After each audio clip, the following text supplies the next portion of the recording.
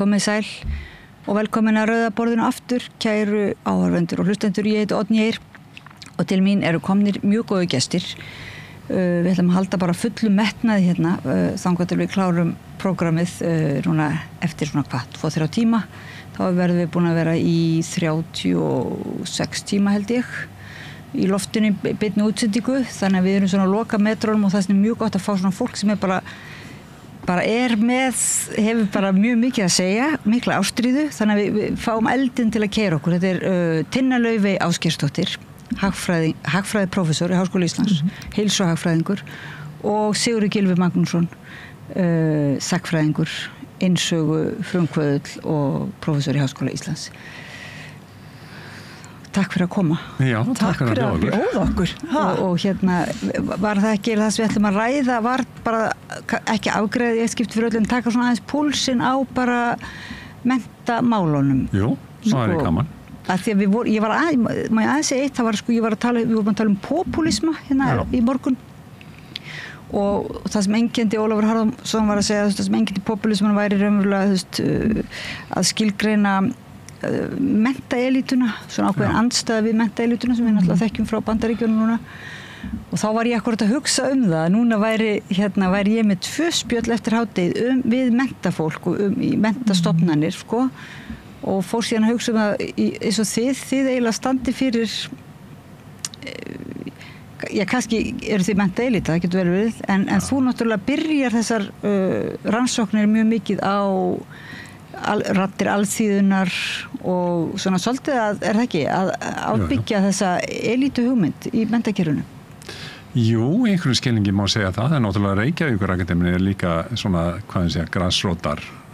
fyrirbæri, þó að það hafi verið menntafólk sem settist þar að.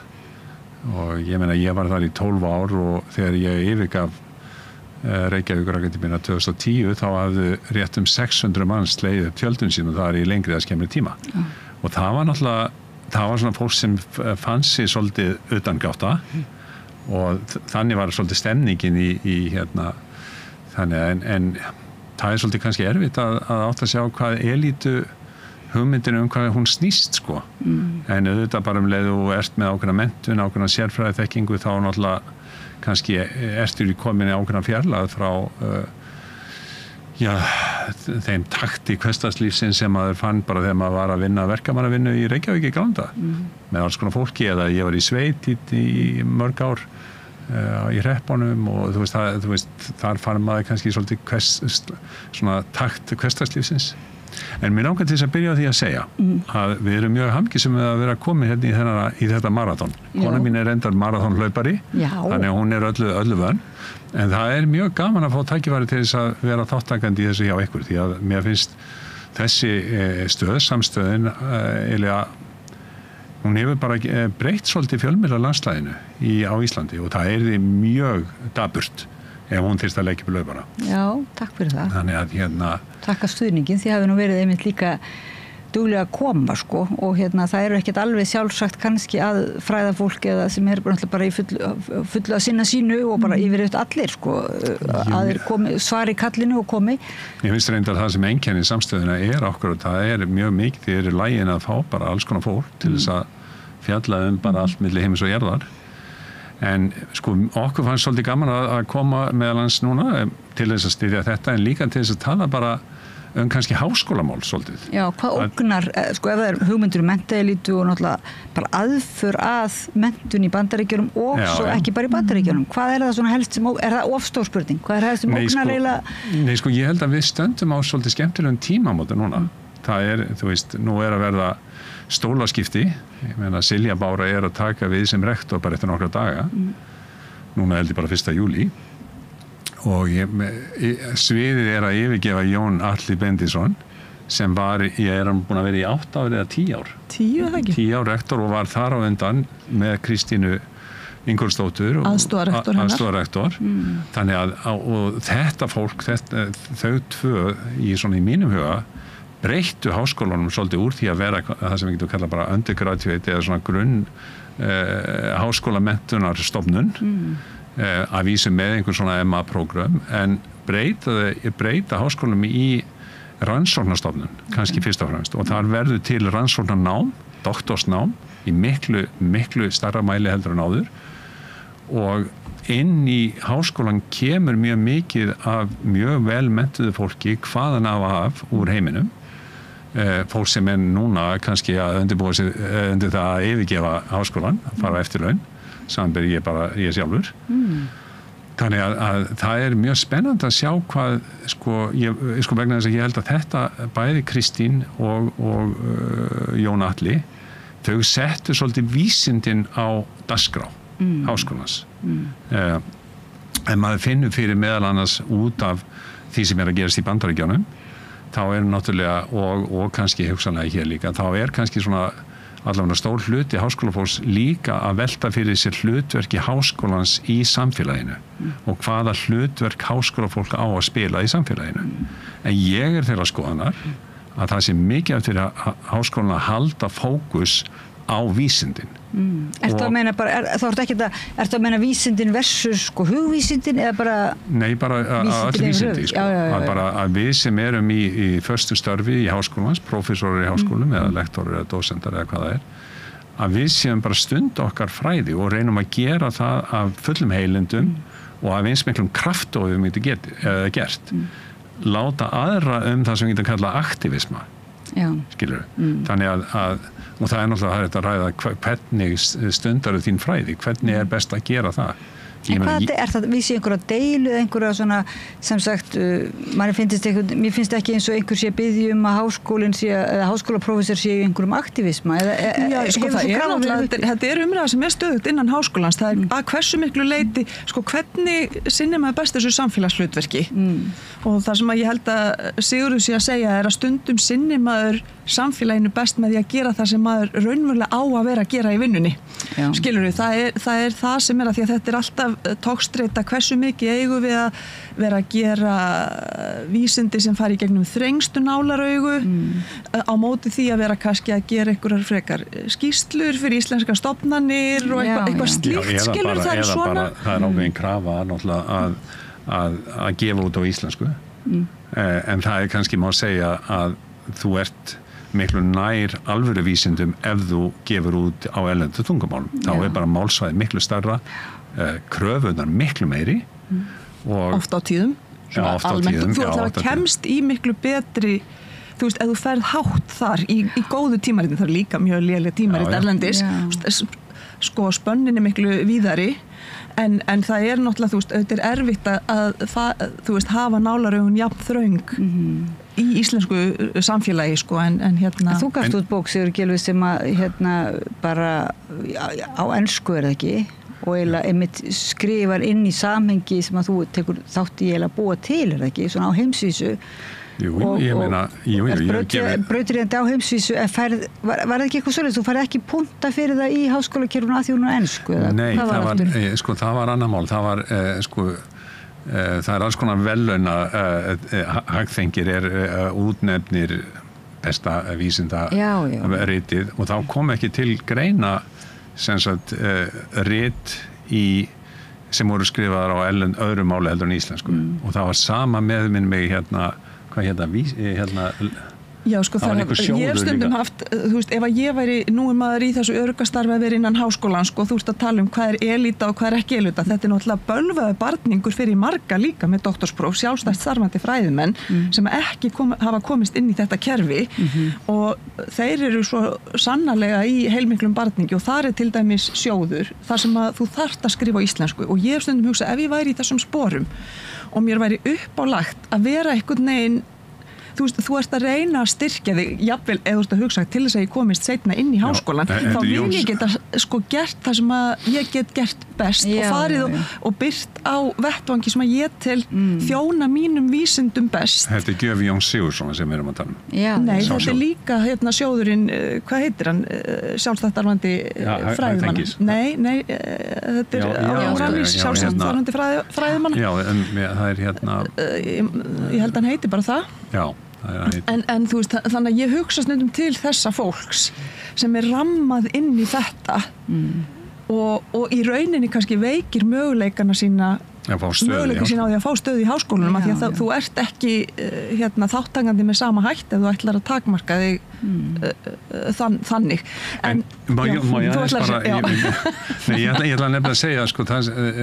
fylgja eftir þessum sko, tímamótum. Að það náttúrulega nýr rektor að koma og það verður bara rosalega spennandi að sjá hvernig hún tekur á málum. Og ég held að við bæði höfum mjög mikla trú á henni og það verður mjög gaman að sjá hvernig hún fylgir eftir málum. En vandi hennar fyrst og fremst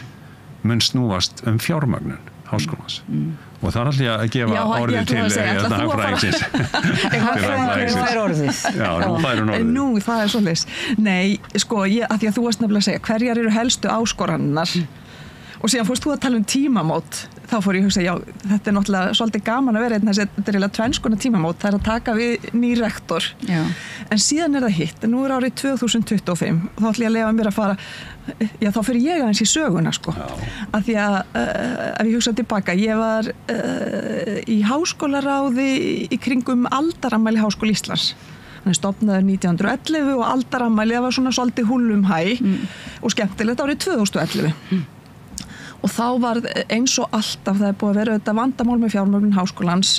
mjög lengi og eiginlega skömmaði, sko, fólk heldur að, þú veist, það sé allir að tala bara, það eru allir að tala að það vanti peninga, en fólk áttar sig ekki á því að fjármögnun háskólanáms á Íslandi, það bara í allt, það miklu aftarheldur en til dæmis, sko, annars konar fjármögnun á öðrum sviðum stofnana samfélagsins. Já. Mun meiri munur í alþjóðlegu samhengi og hvernig háskólar fjármögnun miklu verð heldur til dæmis ef við skoðum í alþjóðlegu samhengi hvernig heilbrigðiskerfi fjármagna, spítalar fjármagna, þú veist, ef þú fer út á götu og tekur hér tali fullt af fólki, 10-20 manns og spyrir, hvort telur þú að sé verð fjármagna í alþjóðlegu samhengi sjúkrahús eða háskólar? Ég held að flestir myndi segja sjúkrahús. Skilurðu? Og eða ef að fólk er spurt hvað telur þessi verð fjármagna, þú veist, grunnskólar eða háskólar, þú veist, það háskólar alltaf, þannig að auðvitað vantar alla meiri pening. En það sko skilgreint, það eitthvað gamalt hugsunarháttur fyrir ekki sem kannski skilgreinir sko háskólanám sem ákveðin lúksus. Já. Þú veist, það kannski mikilvæg einmitt að sinna heilsunni og grunnskólamenntun og svo kemur svona háskólamenntun bara eitthvað einmitt, en sko, en þetta þú veist, ef við horfum til dæmis á þetta samhengi, sko, að við erum til dæmis, ef við bara, því að þú sagðir tala menntamál, ef við tölum bara þessa línu í gegnum lífið allt, að þá eru til dæmis með frekar vel fjármagna grunnskólakerfi þar hér, sko. Og það þarf náttúrulega, ég ekki að segja að það sé ekki vandamál, og það þarf virkilega að hugsa hvað það sem að hérna stendur námi barnanna okkar fyrir þrifum, en það kannski tæplega hægt að segja að það sé fjármögnun, því að við erum með, sko, töluvert betri fjármögnun heldur en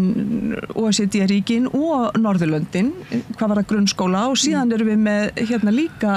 betri fjármögnun í framhaldsskólum og svo sannarlega betri heldur en OECD, en líka vel ágætlega fjármögnun með Norðurlöndin. En síðan, sko, þegar kemur á háskólunum, þá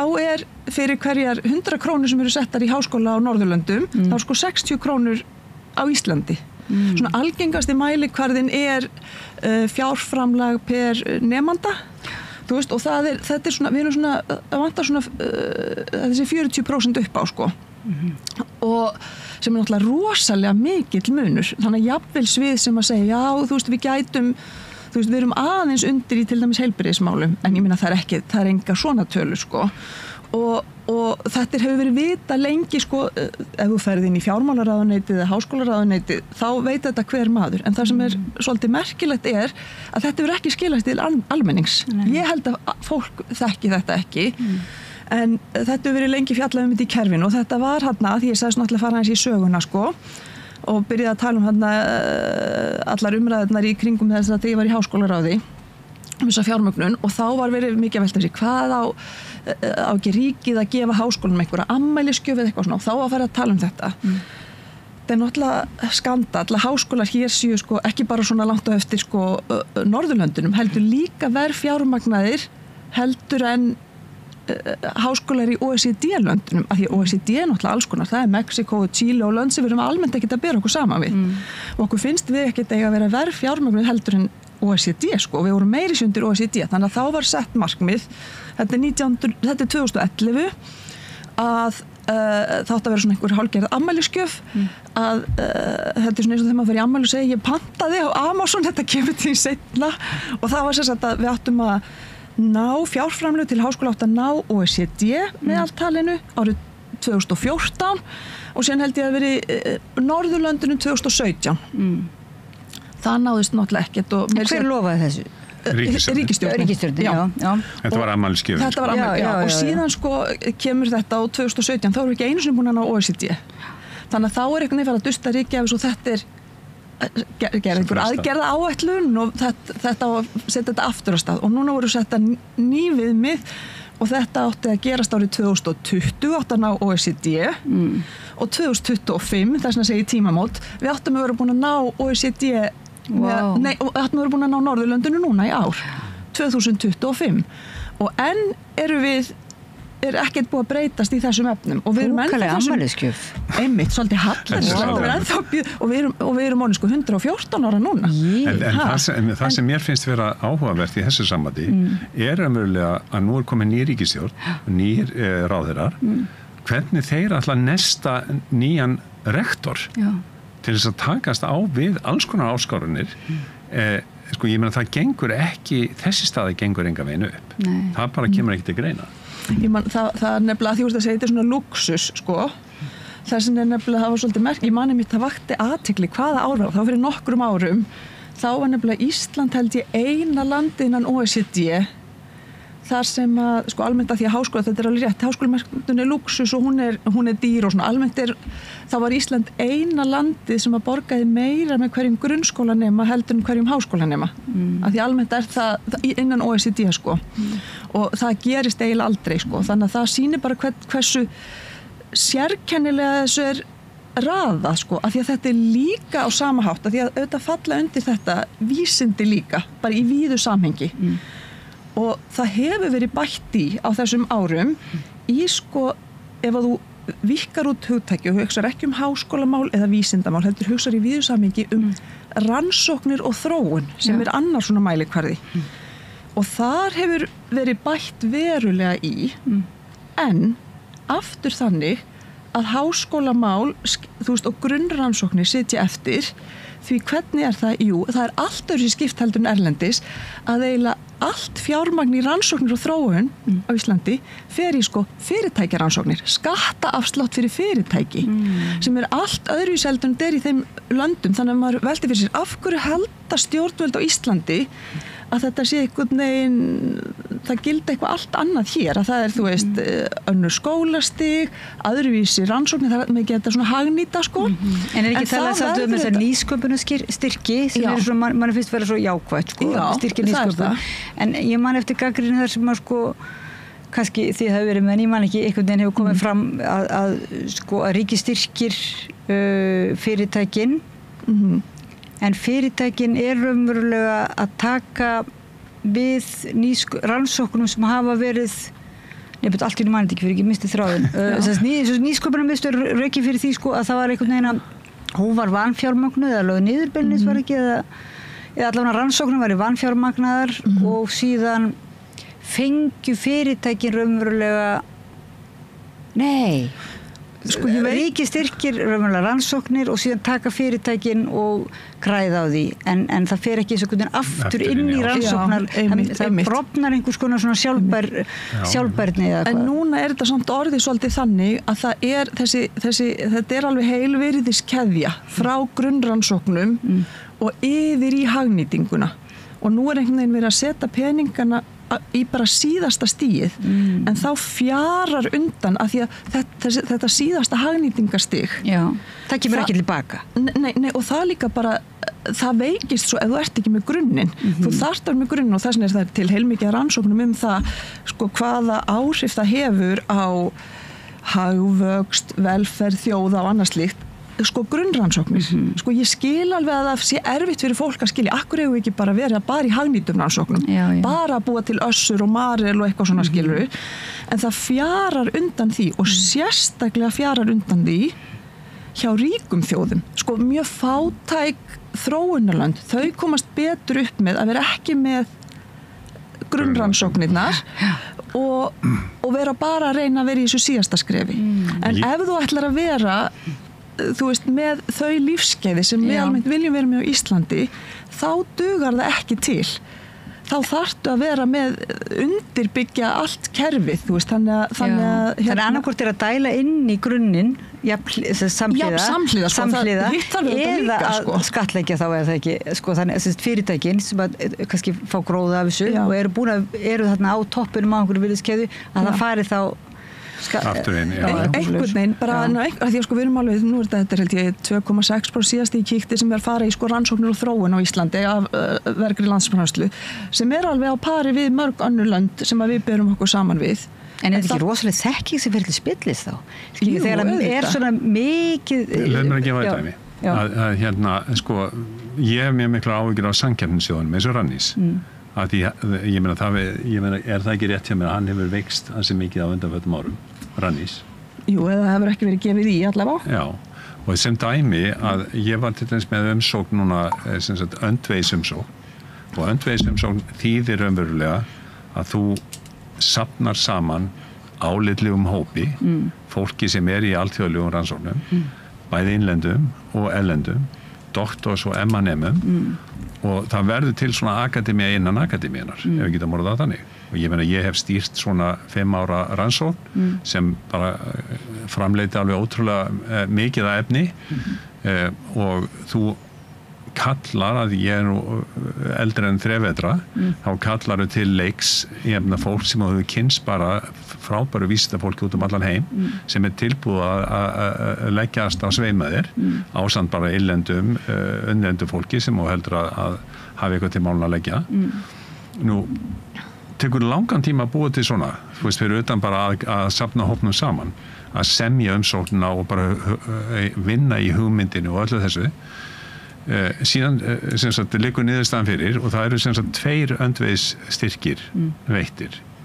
á síðasta ári. Fyrir einhverjum 3 árum voru þið 9. Og þú veist, það hefur náttúrulega bara að vera með 9 öndvegisstyrki hefur alveg rosalega margfeldis áfyrir inn í Háskóla Íslands. Þú veist, þú styrkir raunverulega þessa grunnvísindi svo gríðarlega. Nú það voru, mér var sagt að þessi skipti hefði verið til þess að efla, sko, það liti ekki eins illa út, sko, ef verkefnastyrkirnir ef þeim hefði fækkað. Þannig að það var einhver svona upphæðið lækkað en það var verið að skipta einhvern veginn á milli sjóðana. En þetta eru rosalega mistök hjá stjórnvaldum að skera þennan þátt niður. Af því hann hefur svo rosalega mikið að segja fyrir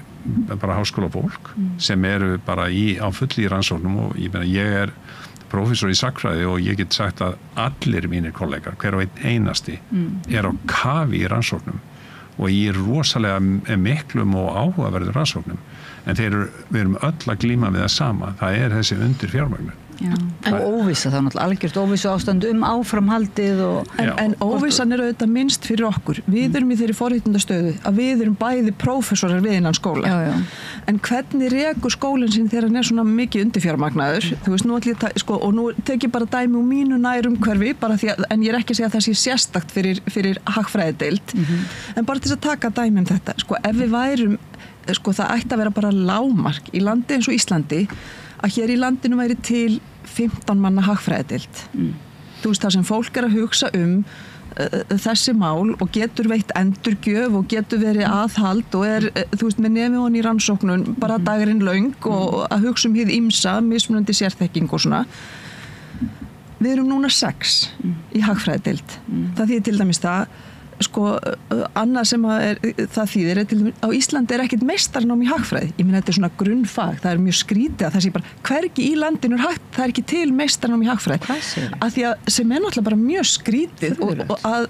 og að það sé ekki bara eins og ég segi einn gangur, það sem fullt af fólki að hugsa þetta fag, það sé til meistaranám, það sé og að því að við 6 við náum ekki að sinna grunnnámi einu sinni, þannig að hvernig grunnnámi rekið, að því að þú varst að tala þetta elita. ég skal sko segja hvernig grunnnámið er rekið í svona skólum. Þú þarft að reka það með þessa fjármuni með því að vera með stundakennara. Það er að stórum hluta rekið á því að vera með stundakennara sem eru á lúsalaunum og eru þá í vinnu annar staðar og gera þetta því að þetta er kannski einhver fjöður í hattinn, þú vilt halda tengslum við deildin eina, þú veist, þetta er hámæltna fólk en þarna þurfum þannig að við þurfum að borga þeim nánast ekki neitt fyrir kennslu en þau vilja halda tengslum við okkur, þannig að einhvern nátt er þetta svolítið verið að nýta sér þetta fólk, sko, en hvað þýðir það þá líka? Það þýðir það að við erum ekki með fólk sem er að kenna sem skiptir svo miklu máli í háskólum sem er í rannsóknum alla daga. Þetta er þá fólk sem er í annarri vinnu. Þetta er fólk sem hefur allar kvalifikasjónir til að vera í akademískri starfsmenn í háskólanum. Já. En við bara, þú veist, það er ekki hægt að gera það þannig að þau eru bara ykkur í almennri vinnu og skjóta síðan til okkar þannig að þetta er aldils ekki elita að lifa lífinu sem þau lifa. Nei, maður veit það alveg, en það er það ekki mín orð, sko. Ég bara verður sko mjög vör við þetta er svona vaxandi og varandi svona populisma sem að vex ásmegin, en það sem ég líka að þið byrjuðu kannski á þetta með sko aktivismi að þetta raunverulega að líta svo á að fyrst að það verða að styrkja háskólanum með styrkju og opinberu styrkju, þá verði nú háskóla fólki að koma gagni og sannarlega höfum við sagt að hérna til dæmis eins og ég bara byrjaði hér, gaman að þið skulu láta svo lítið að koma hérna að samstöðin eða þannig skilja að taka þátt í eins og var bara pæling eftir hrunið, þú veist,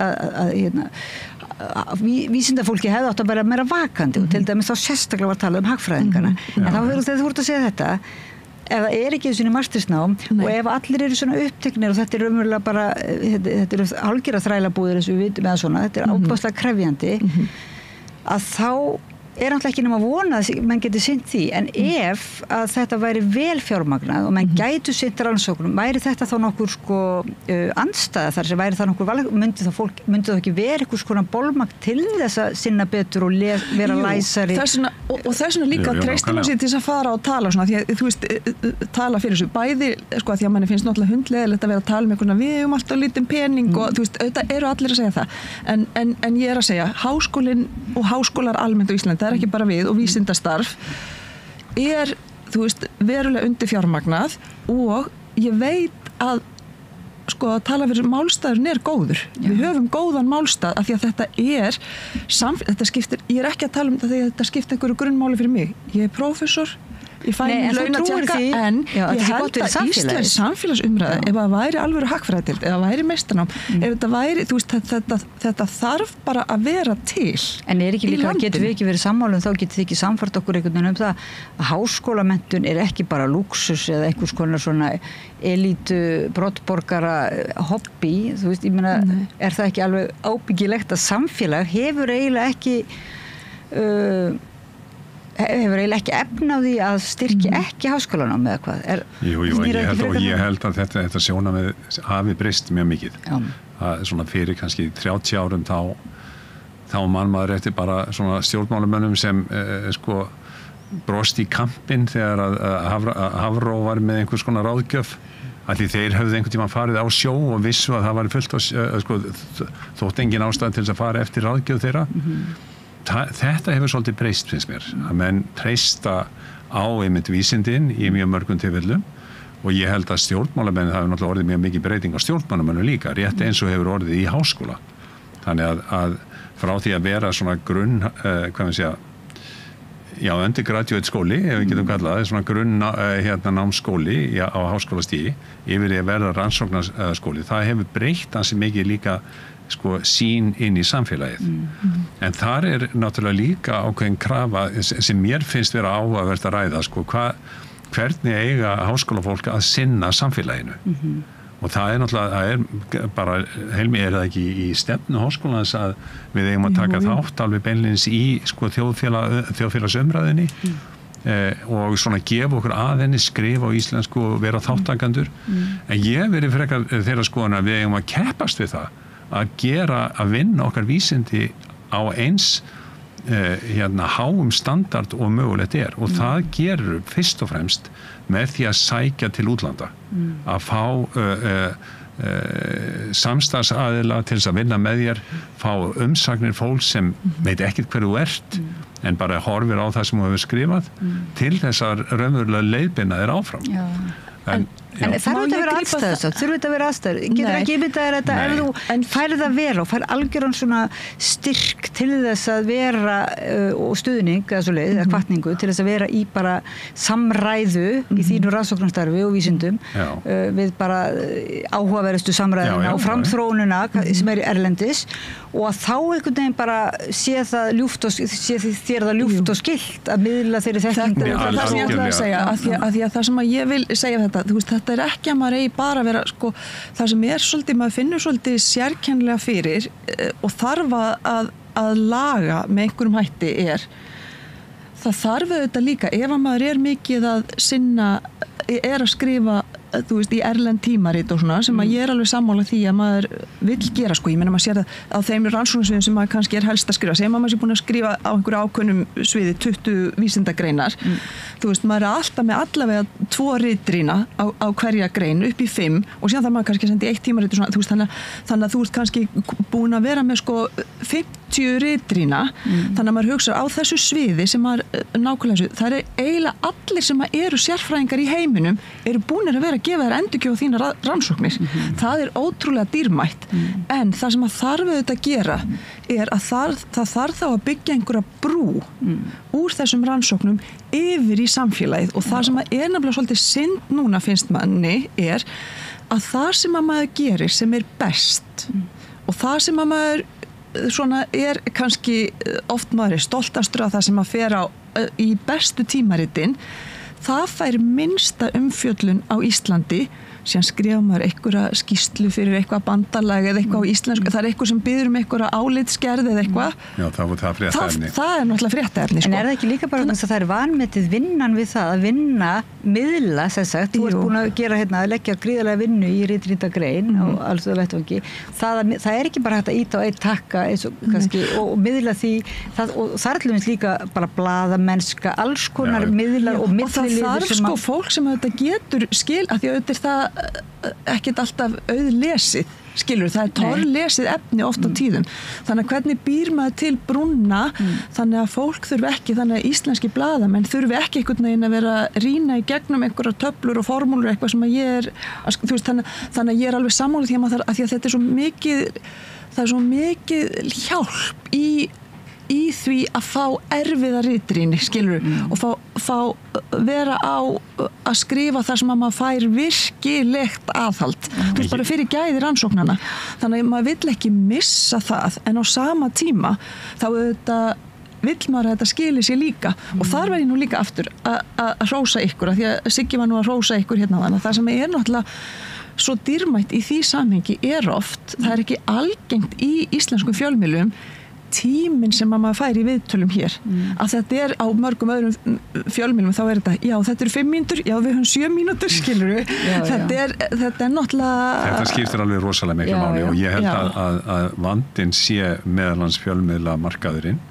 að það bara hvorki þekking né tími eða rúm til þess að kafa onni rannsóknir fólks eins og þið eruð að gera ég bara fylgist það mikið með samstöðunni að ég sé að þið eruð að taka inn alls konar fólk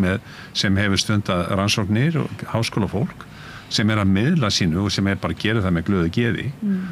en það líka finnst mér háskólinn það líka takir sér svolítið taki að ég meina þeir eru bara með frábæra menn sem eru við kynningarstörfi í háskólanum en það þarf bara miklu meira til þess að raunverulega eins og til að segja matreiða efni sem kannski þungt og torskilið einmitt þetta kynningar málin það hefur eitthvað gerst einhvers staðar í ferlinu að svona láta þess að það sé bara eitthvað að kynna ákveðna niðurstöðu sem auðvitað mikilvægt og koma því bara á framfæri í fjölmiðlum og svona en þessi miðlun eða hvað þetta svona, þessi brú sem þú talar það eru þeir brúar smiðir eru hvort sem það líklega bara samvinnuverkefni blaðafólks og kannski það einhvers bara sér faglíku sem gæti þetta eins og við erum nú áskrundur á einhverjum svona erlendum bara dagblöðum og maður sér það oft það sem maður sér ekki gera það oft bara vísindi bara eru bara forsíðu frétt sem ekki endilega hagnýtir, ekki einhver þetta ekki einhver sko samfélagsrýn, einhver alveg fréttar gærda, einhver bara nútíminn alveg, það bara einhver grunnvísindi sem eru frétt af því að þetta vísindafrétt og hún líka frétt, þetta gerist eiginlega ekki hjá okkur og maður þann svolítið að velta fyrir sig, það sko að því að við ég hugsa oft hvernig breytir maður í þannig að við Íslendingar séum vísindaþjóð og þá ég ekki bara hugsa að því að þú spurðir áðan eftir þá raunvísindin eða eitthvað svoleiðis, nei ég bara tala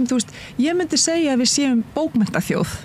Það hefur einhvern veginn náðst í gegn. Það eru þættir í útvarpi, það eru þættir í sjónvarpi, það sem verið að tala bókmenntir og þar kemur fólk sem búið að lesa bækurnar og það og talar af einhverju viti það, sem að vísa alveg efni annað. Já, en einhverja hluta vegna fær þetta rými. En í erlendum fjölmiðlum þá fær hitt líka rými og það hefur einhvern veginn ekki skapast þetta við séum Þetta kannski jarðfræðingar ekki og stundum fornleifafræðingar. Leið mér að reyna sögu. 2010 þá kom út bók eftir mig hjá þekktu bókaforlagi á Englandi sem heitir Reaction Books og þetta var svona einhvers konar menningarsaga síðustu 30 alda og bókin heitir Wasteland with Words. Eða eyðiland orða og rosalega vel framleidd bók og bara flott í alla staði og hún kemur út þarna í maí 2010 Manstu hvað gerðist í maí 2010? Nei. Það var Eyjafjallagosið. Bókin nýkomin í allar bókabúðir á Bretlandi og víða í Evrópu þegar að flugumferð stoppast út af Eyjafjallagosinu og náttúrulega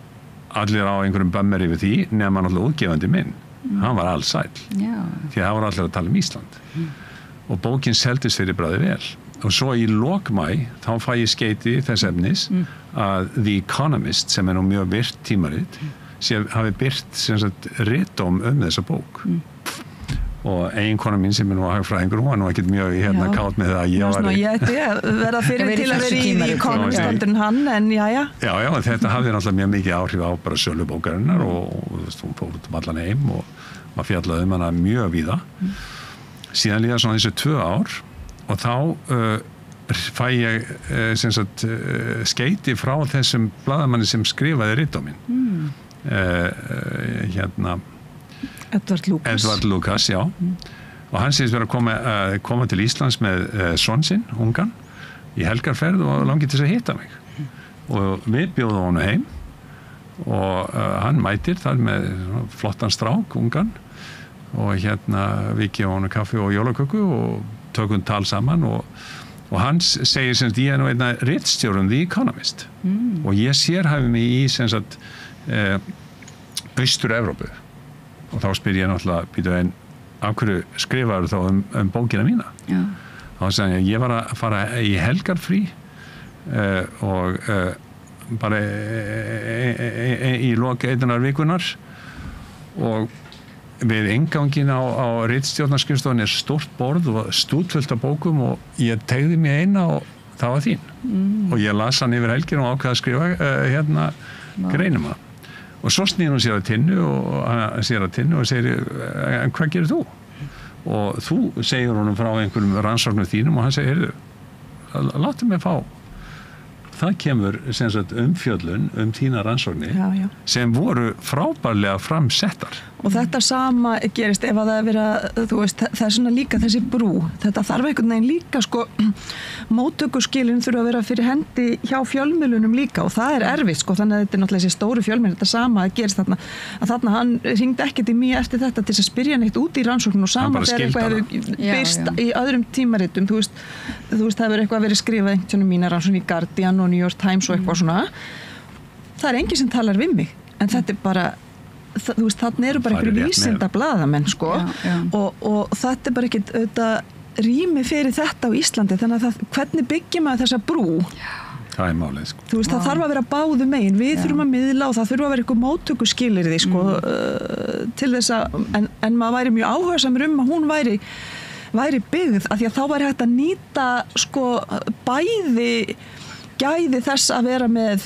þú veist, erfiðan vettvang, erlendis og fá góða rýni og svona og að vera að reyna að miða við það að skrifa, gera góð vísindi, þú veist, sem fara í bestu tímarit og líka að það skilir sér. Ég held að það sé mjög spennandi að fylgjast með því hvað stjórnmálamenn gera á næstu vikum og mánuðum. Hvers konar veganesti þeir nesta nýjan rektor Háskóla Íslands. Nesti og kannski aðeins að minna hérna á þetta, er það eitthvað svona minna á með ammælisgjöfuna? Já, það mætti nú minna á það, einmitt. Það sé frétt dagsins, sko, í þessu. Það er rosalega leiðilegt þess að limið skakvart börnum, þú veist, ef maður segja, gefur ammælisgjöf og standi ekki við það. Hún er að koma frá Amazon en svo þarf það að ringja aftur og segja, heyrðu, hún kemur eftir ár. Já, þannig að þetta er, þú veist, þannig að, já, ég held að þetta væri, þú veist, og líka bara eins og ég segi, sko, þetta er, þú veist, málstæðurinn er góður, þetta er þú veist, þetta er eitthvað sem skila sér og þetta er eitthvað sem er ekkert alveg í lagi fyrir okkur. Ég veist þetta alveg sláandi að heyra þetta samhengi, satt best að segja, því maður vissi alveg að væri einhvern veginn van fjármagn og svona, en þetta er mjög sláandi að heyra viðmiðunina við aðrar þjóðir, sko. Aðrar þjóðir og önnur svið Íslands samfélag, sko. Þetta sker sig alveg úr, sko. Við höfum þá tilfinningur að heilbrigðissviðs í rúst. Þú veist, en það er miklu betur fjármagn heldur en háskóla sviði og grunnskóli líka, ég meina það er alltaf verið að kvart yfir námskeiðu barna, en ég meina peningarnir er ekki vandamál það er eitthvað annað að það. Já, en þannig að þú veist, og þannig að hér maður ekki að segja að þú veist, heilbrigðiskerfið okkar sé eitthvað ofalið, af því að það er samt sko undir til dæmis Norðurlöndunum, en við verðum því miður að hætta núna. En það er bara samt miklu minna, sko, þetta sker sig algjörlega úr. Spyrja, því núna bara, nú er þetta akkurat svona öfugt, nú er bara maraþon að vera búið og núna hugsa ég bara, við hefum getað að tala bara, sko, við getum eiginlega slegið, sko, meira heimsmet en að því ég aldrei með búið að vera með það að hérna, pæla í vetrardagsskráni og svona setja, þú veist, hvað þegar við komum úr sumarfrí hérna, vera með nokkra þræði hérna það væri náttúrulega rosalega gaman að pæla aðeins í þessu og líka bara ástæðan sjá þetta skýra, þetta dæmi og fara í samanburðin og fleiri kannski aspekt varðandi stefnu og hvað er að koma fyrir háskóla aðnæstaðar og þannig, en líka bara af hverju er þetta svona á Íslandi, hvað er að baki er það ekki, getur við ekki sett þetta á dagskrá bara hér með? Jú, heldur betur og fullt af fólki sem getur tjáð sig þetta líka. Getur þið kannski verið mér innan handar að svona finna eitthvað fólk og svona, þú veist það er að nýja rektornum. Þetta er nú góð gjöf. Já, þetta er bara smámælisgjöf hérna. Og annað, svo ég komi nú með hugmynd að dagskrárgerð fyrir ykkur, eitt er að fjalla þetta sem svið og síðan eru þetta bara hægt að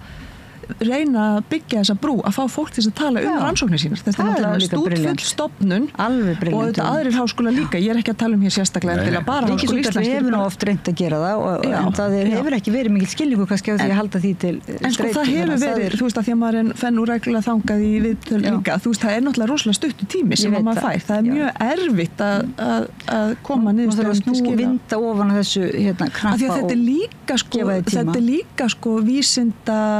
þetta er ekki bara miðlun á þeirri tilteknu rannsókn sem maður er að tala um í hvers skipti, þetta er bara fyrir vísinda menntun, þannig að við smá saman verðum þjóð sem að viljum tala um vísindi og skiljum þau. Takk fyrir. Tinna Laufey Ásgeirsdóttir, hagfræðiprófessor í Háskóla Íslands og Sigurður Gylfi Magnússon, sagnfræðiprófessor í Háskóla Íslands, hjartans þakkir fyrir að koma hérna að rauðaborðinu. Takk fyrir okkur, gangi ykkur vel. Svakalega hvetjandi og eiginlega, maður finnur bara eldmóðun hérna frá ykkur það er alveg mikil ástríða í ykkur og hún er smitandi, þannig að ég vona líka að hlustendum og áhorfendum þið hefur líka smitast af eldmóðunum og við ætlum að fara bara í örstuttar, við megum fá núna 5 mínútna pásur og höldum við áfram að ræða svona menntamál, tengsl kannski skapandi greina og rannsókna núna.